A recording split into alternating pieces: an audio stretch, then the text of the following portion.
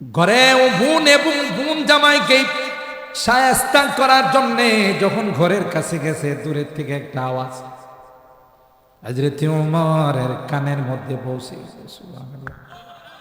ওইটা দুনিয়ার কোন রাজা বাদশাহদের আওয়াজ নয়, দুনিয়ার কোন শিল্পীদের আওয়াজ নয়, কোন গায়ক গায়িকার আওয়াজ নয়, এটা ছিল আল কোরআনের আওয়াজ। কিসের আওয়াজ? কোরআনের আওয়াজ। হযরত ওমর চুপচাপ দাঁড়িয়ে শুনলাম।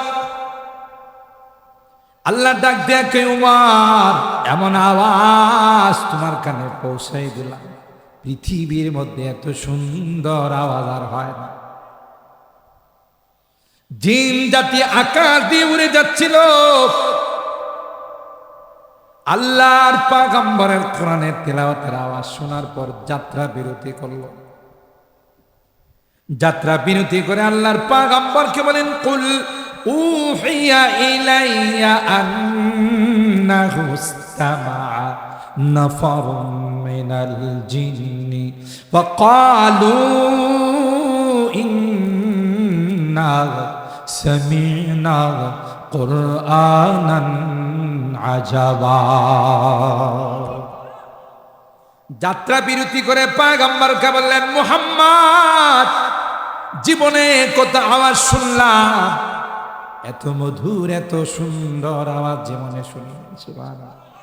ইন্না সামি'না কুরআনান আজাবা ইয়াহদি ইলার রুশদি ফাআমান্না বি ওয়ালান নুশরিকা বিরাব্বিনা আহাদা। এত মধুর কণ্ঠের আওয়াজ, এত সুন্দর আওয়াজ কোনদিন শুনি নাই। হিচে গসদর মুলকে ও আম্বাজ নে, হিচে গসদর মুলকে ও আম্বাজ নে, কওলে ও রালাহনে নে আওয়াজ নে। সুবহানাল্লাহ। এটা বলুন তো কার আওয়াজ? আরো জোরে বলেন, কার আওয়াজ? আর hayran জিন জাতি বললেন, আর দেরি করেন না, আমাদেরকে পড়িয়ে দিন লা ইলাহা ইল্লাল্লাহু মুহাম্মাদুর রাসূলুল্লাহ সাল্লাল্লাহু।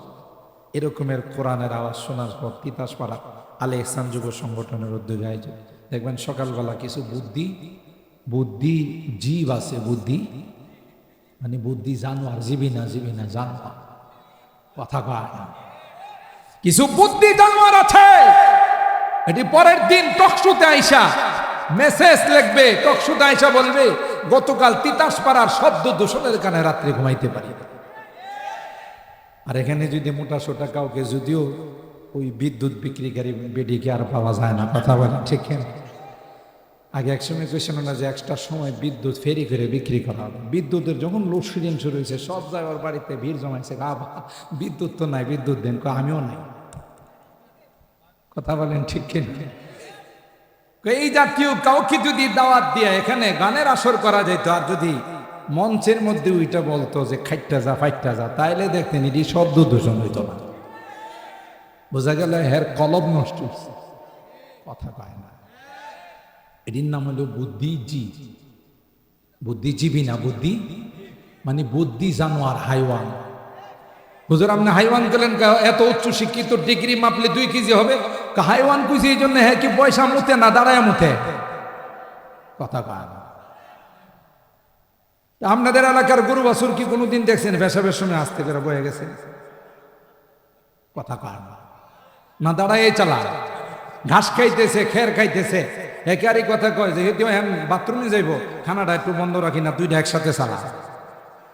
এই রকমের কিছু জানোয়ার আছে না, বাথরুমে গিয়ে টানে আর সারে, মেড্ডাতে নাই অন্য জায়গার কথা গেছে। হেরে জিজ্ঞাসা করলে কিরে তুই বাথরুমে যায় টানছস কা, টান না দিলে ক্লিয়ার হয়। এরকমের কিছু জানোয়ার আছে না? শিক্ষা দীক্ষা কম আছে। আপনি এয়ারপোর্টে যান, হাইওয়ে রেস্তোরাঁগুলোতে যান, বসার অপশন হলো একটা আর দাঁড়ানোর অপশন হলো 10টা। কথা কি ঠিক বললাম? তো এখানে মধ্যে জিন জাতি এসে দাঁড়ায় পেশাব করে না, এই জাতীয় বুদ্ধিজীব যেগুলো আছে এগুলো করে, বুদ্ধি জানোয়ার গুলো এগুলো করে। এদের কোরআন ভালো লাগে না। এদেশের 90 থেকে 95% মুসলমান, কথা বলেন ঠিক কিনা? এটা মাদ্রাসার দেশ, মসজিদের দেশ, আলেম ওলামাদের দেশ। আজকে গোটা বিশ্ব বাংলাদেশকে কোরআনের দেশ হিসাবে চিনেছে। পারে নাই আমার দেশের কোন ফুটবলার, পারে নাই আমার দেশের কোন ক্রিকেটার বাংলাদেশের লাল সবুজের পতাকা উড্ডীন। যে দুঃখী আর যন্ত্রণায় আমরা হয় কেউ ব্রাজিলকে সমর্থন করি, না হয় কেউ আর্জেন্টিনাকে সমর্থন করি। আবার কেউ কাছে জীবনের যত কামাই আছে, হ্যাঁ, তার সমর্থক দেশের নামে 5 কিলোমিটার পতাকা বানায়। আর খিচুড়ি পাকায় যে আপনারা খেলা দেখছেন, এটা না হয় নাই কইলাম, কথা বলেন ঠিক কিনা?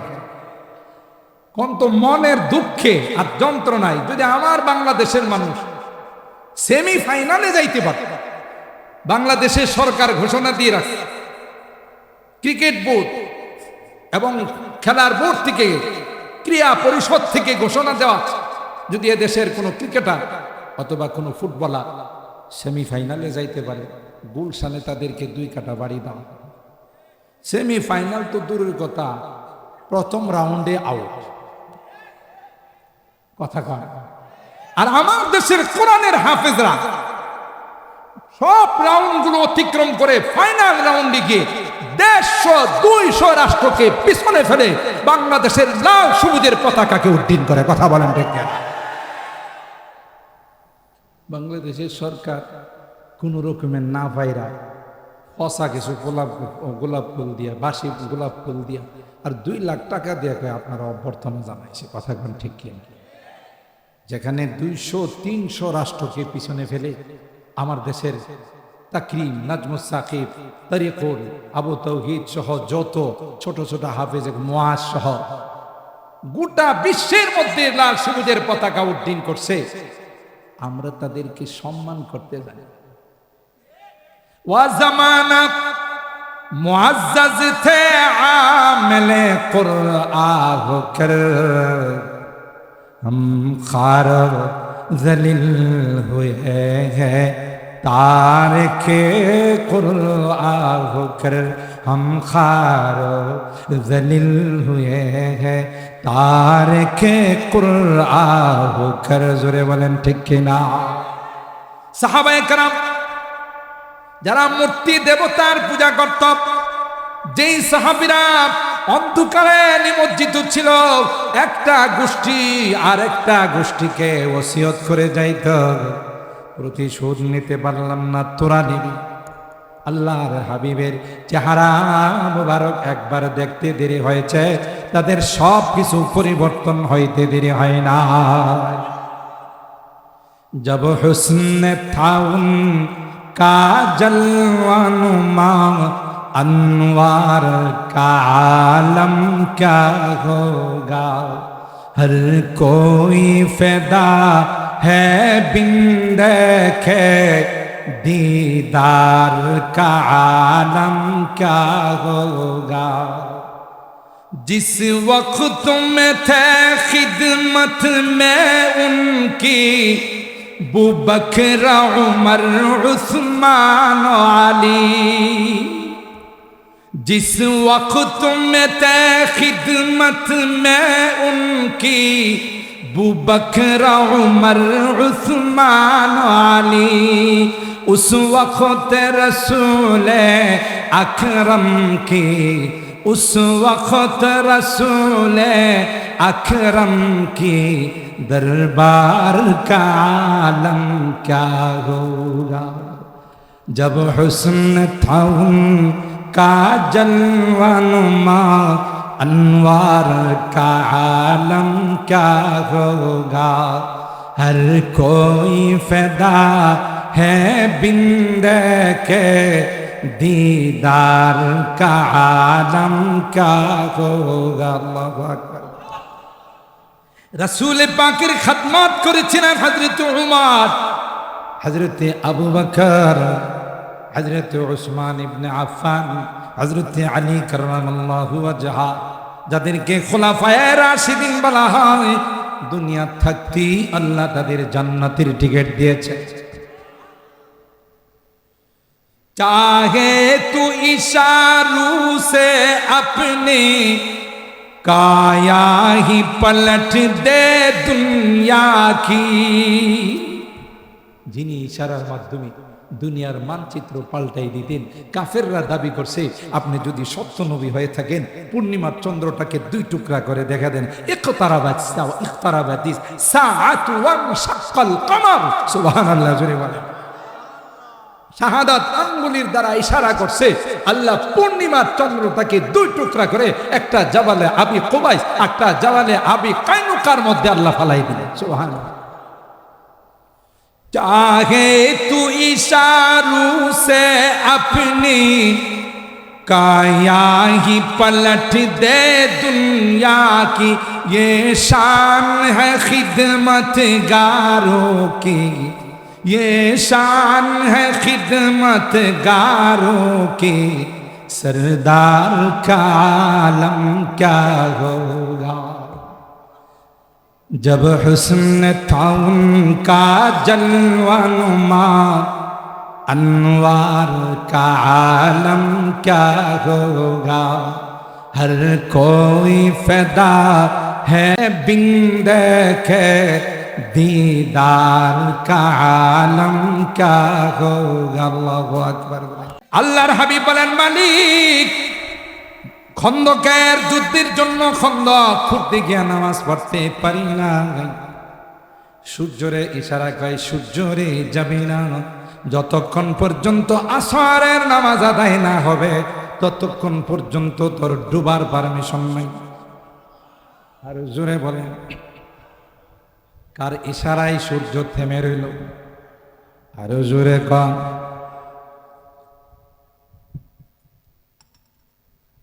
সূর্য বলেন, না না পয়গম্বর, যাব না, যতক্ষণ পর্যন্ত আপনার আসরের নামাজ আদায় না হবে ততক্ষণ পর্যন্ত আমি সূর্যের ডুবার অনুমতি নাই। পাওয়া আল্লাহর হাবিবকে আল্লাহ, গোটা বিশ্ব তার বিরুদ্ধে কথা বলেন, ঠিক ঠিক। আবু জাহেল, আবু লাহাব, উতবা, সাইবা, গোটা বিশ্ব তার বিরুদ্ধে। আল্লাহ ডাক দেয়া কয়, টেনশনের কোনো কারণ নাই, আমি আল্লাহ আপনার পক্ষে। সুবহানাল্লাহ। আল্লাহ কার পক্ষে? আল্লাহর নবীর পক্ষে না বিপক্ষে? জোরে বলেন। সুতরাং সবাই মিলে যদি ষড়যন্ত্র করে, ও পয়গম্বর আপনার টেনশনের কারণ নাই, আমি আল্লাহ আপনার পক্ষে রয়েছি। সুবহানাল্লাহ। मेराज की सब हक मिलने, मेराज की सब हक मिलने, वो अर्श मुअल्ला पर पहुंचे। আল্লাহ কই, নবী একই দিন একই বছর আপনার চাচা দুনিয়া থেকে চলে যায়, আপনার সহধর্মী খাদিজাতুল কুবরা চলে যায়। আসুন ঊর্ধ্ব জগৎ ভ্রমণ করে আপনার। সুবহানাল্লাহ। আমি আল্লাহ আপনাকে ওখানে নিয়ে সব কিছু দেখায় আবার ফেরত পাঠান। আল্লাহু আকবার বলেন। মেরাজ কি সব হক মিলনে, वो अर्श मुअल्ला पर पहुंचे, रफ्तार का आलम क्या होगा, गुफ्तार का आलम क्या होगा। কি দ্রুত গতিতে গেছে। কই যে ইয়াদাউ হাফিরাহু ইনদা মুনতাহা তারফিহি, যেখানে দৃষ্টি শক্তি শেষ ওখানে যায় বোরাকে একটা কদম ফালায়। কি দৃষ্টি, কি রফতার ছিল, কি দ্রুত ছিল, কি গতি।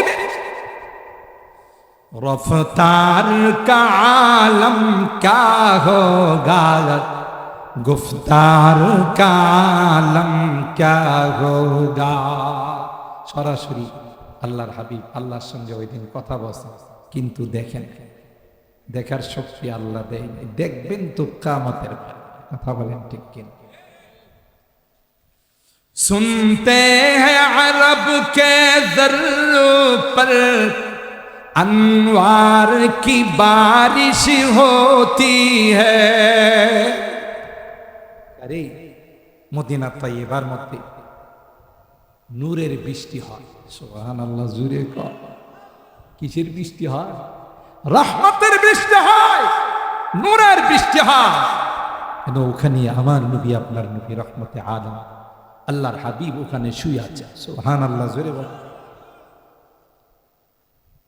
তিনি ওখানে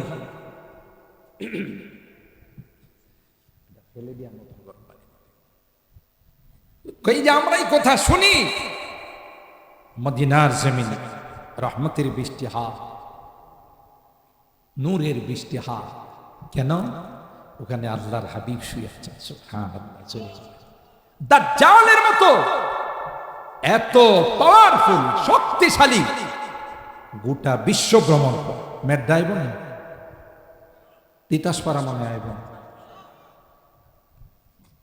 এক হাতে জান্নাত আরেক হাতে জাহান্নাম। আপনারা সারাদিন দোকানপাট নিয়ে ব্যস্ত থাকার পর, কর্মস্থল নিয়ে ব্যস্ত থাকার পর, যারা কোরআনের মহব্বত নিয়ে আজকের মাহফিলে বসা আছে, দাজ্জাল আইসা কবে, এই আমারে খোদা মান, মানলে যে রেডিমেড জান্নাত, এটা কি রেডিমেড জান্নাত, আর না মানলে জাহান্নাম। আসলে হের হাতে যেটা জান্নাত হবে এটা হবে জাহান্নাম, আর যেটা জাহান্নাম হবে এটা হবে কি? উল্টা সঙ্গিলের রাম। গোটা বিশ্বে যারা দুর্বল মুসলমান, গরু খাওয়া মুসলমান, কোন ইমানের ডাক আসলে, কোরআনের ডাক আসলে, চাচা আপনা যান বাচ্চা, এরা খুব বুঝি খোদা দিয়ে আমার বাড়িতে পড়ছে, কথা কয় না, খোদা দিয়ে আমার ঘরে চলে আসছে। আর আপনাদের মতো যারা পাক্কা ব্রাহ্মণবাড়িয়ার মুসলমান, আরে গোটা বাংলাদেশের এমন কোন ডিস্ট্রিক্ট নাই আমি নালায়েক যাই না, যেখানে গেলে জিজ্ঞাসা করে আপনার হোম ডিস্ট্রিক্ট কোথায়, যখন বলি ব্রাহ্মণবাড়িয়া চমকায়া উঠে, লাভ দিয়ে উঠে বলে, বাংলাদেশে যদি কখনো কলমার পতাকা উত্তোলিত হয়, বাংলাদেশে যদি কখনো ইসলামী হুকুমত কায়েম হয়, ব্রাহ্মণবাড়িয়ার জমিন থেকে কায়েম হবে।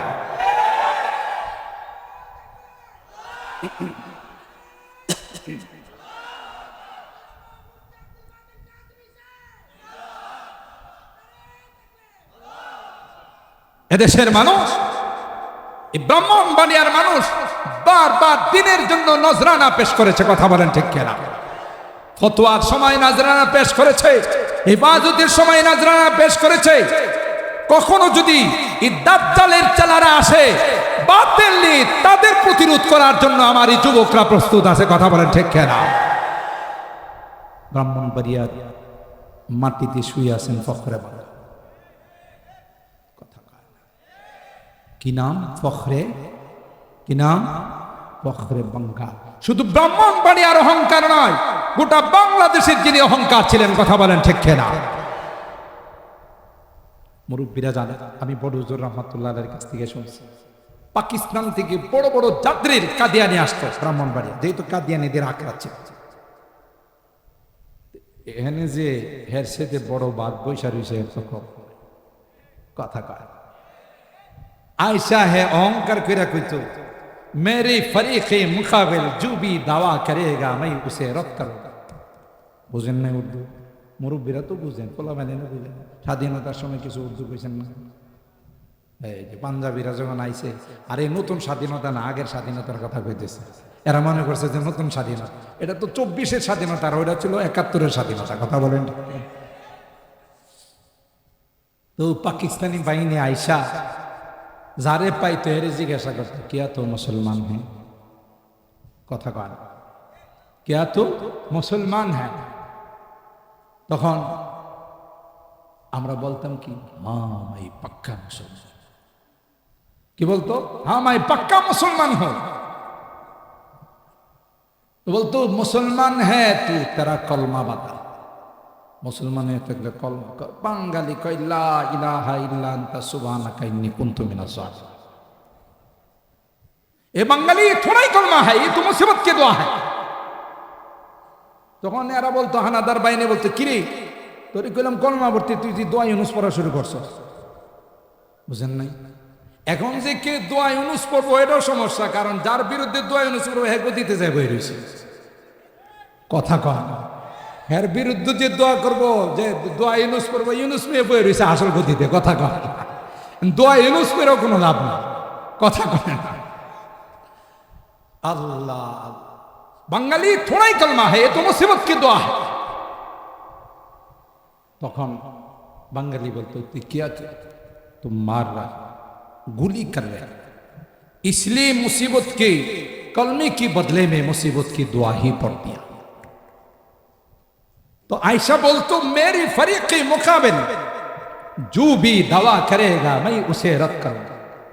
আমার এন্টি পার্টি যে কিছু বলবে আমি এটা প্রতিহত করব, খণ্ডন করব। বাপ বুকের পাটাটা। ফখরে বাঙ্গাল রহমাতুল্লাহ আলাইহি বেশি বেশি পান খাইতেন, মুরব্বীরা পানের উপরে পান খাইতেন। তিনি পানের মধ্যে চুন লাগাইতেছে, যেমন একজন আমার জামার মধ্যে চুন লাগাই দিয়েছে। কথা বলেন, তো পানের মধ্যে চুন লাগাইতেন আর বলতেন, চুন লাগাইতেছে আর বলতেছে, मेरा दावा ये है कि ला इलाहा इल्लल्लाह मुहम्मदुर रसूलुल्लाह, अल्लाह ছাড়া কোনো মাবুদ নাই, মোহাম্মদ আমার নবী, ইসে রদ কর। তুই যদি বাপের বেটা হয়ে থাকিস তাহলে আমার এই দাবিটারে রদ করে। হ্যাঁ, রদ করতে পারবো। রদ করলে এটার খণ্ডন করলে হয়ে যাব কাফের, আর খণ্ডন না করলে এত বড় কথা কুচিলি গিল্লি। কথা কয় না। তো যে জমিনে হযরত ফখরে বাঙ্গাল শুয়ে আছেন, মুফতি আজম মুফতি নুরুল্লাহ রাহিমাহুল্লাহ শুয়ে আছেন, রাইসুল মুফাসসিরিন শুয়ে আছেন, যেই জমিনে আল্লামা সিরাজি শুয়ে আছেন, হযরতুল আল্লামা রহমতুল্লাহ সাহেব শুয়ে আছেন। কথা বলেন ঠিক কিনা? এই জমিনে কেউ কি শয়তানি রাজত্ব কায়েম করতে পারবে? শয়তানি রাজত্ব কায়েম করতে চাইলে পরে লাইট মাইরাও তারা পাওয়া যাবে। ঠিক কিনা বলেন?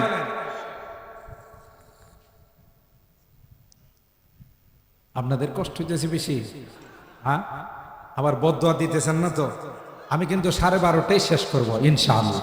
তাহলে একটু আগায় বসেন, যে পিছনে দাঁড়ায় রয়েছে একটু আগায় বসেন। সবাই যুবক, মাশাআল্লাহ। আরে যুবকরা প্রত্যেকটা ইসলামী মহাসম্মেলন আগান, একটু যুবকরা আগাবো, আগাও। এই যে দাঁড়ায় আসো, একটু বসো, আমরা 12:30টায় দোয়া করবো, মাত্র 20 মিনিট আছে। বসো, মাশাআল্লাহ, বসো, আগা যুবকরা আগাও। বাংলাদেশের প্রত্যেকটা বড় বড় ইসলামী মহাসম্মেলন এখন আয়োজন করে যুবক। সুবহানাল্লাহ। খুশি না বেজা? যুবকরা সবখানে এটার আয়োজন। আমার যুবকরা যেভাবে ইসলামের দিকে অগ্রসর হচ্ছে, অচিরেই, ওই দিন বেশি দূরে নয় যেদিন ইসলামী হুকুমত, ইসলামী পতাকা পথ পথ করে বাংলাদেশের আকাশে উঠবে।